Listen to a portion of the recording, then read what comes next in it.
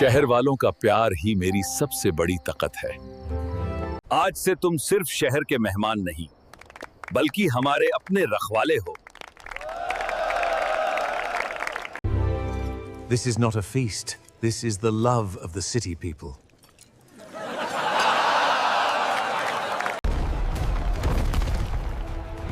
शहर मेरा है और इसे बर्बाद होने नहीं दूंगा। हल्क, तेरी ताकत बराबर होगी, लेकिन हिम्मत सिर्फ मेरे पास है।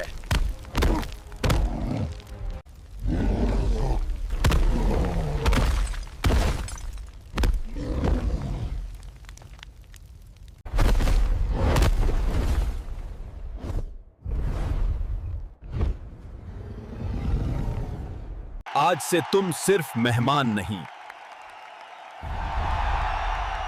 इस शहर के असली हीरो हो। शहर का प्यार ही मेरी असली जीत है।